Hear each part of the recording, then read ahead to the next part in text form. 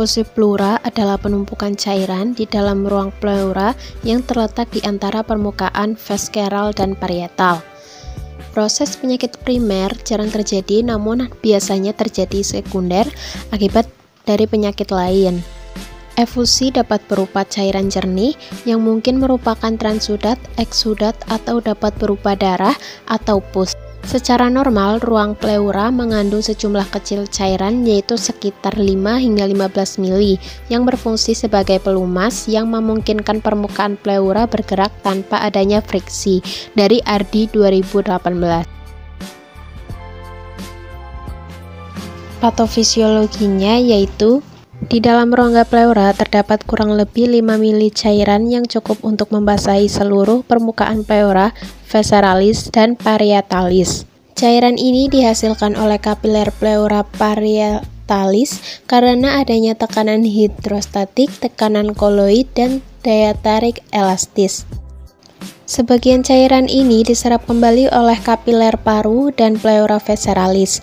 Sebagian kecil lainnya, 10 hingga 20%, mengalir ke dalam pembuluh limfe sehingga posisi cairan di sini mencapai 1 liter sehari.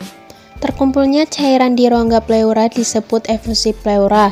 Ini terjadi bila keseimbangan antar produksi dan absorpsi terganggu, misalnya pada hiperemia akibat inflamasi, perubahan tekanan osmotik, peningkatan tekanan vena, atau gagal jantung.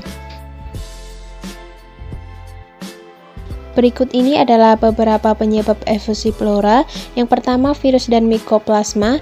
Yang kedua, bakteri biogenik. Yang ketiga, parasit.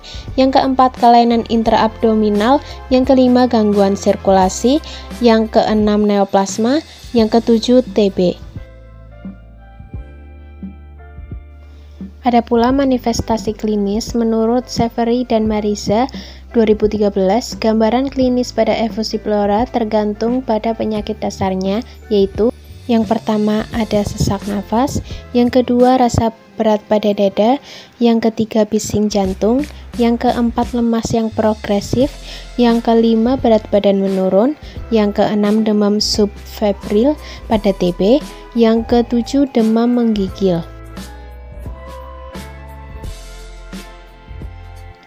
Cara pengobatan efusi pleura, yang pertama torasentesis.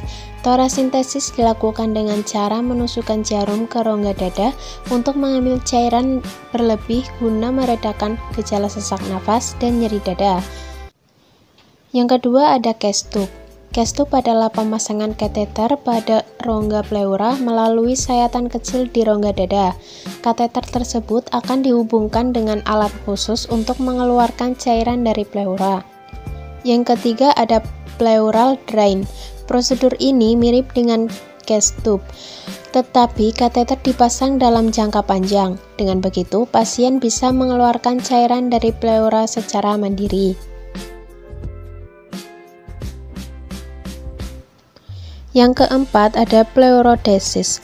Pleurodesis adalah prosedur penyuntikan zat pemicu peradangan seperti talc atau doxycycline ke rongga pleura. Prosedur ini dilakukan setelah cairan di dalam rongga pleura dikeluarkan dan biasanya dipilih bila efusi pleura sering kambuh. Yang terakhir ada operasi. Operasi dapat dilakukan bila metode pengeluaran cairan dari rongga pleura tersebut tidak aktif. Operasi dilakukan dengan mengangkat jaringan pada rongga dada yang diduga menyebabkan efusi pleura. Ada dua metode operasi yang bisa dilakukan, yaitu torakoskopi atau torakotomi.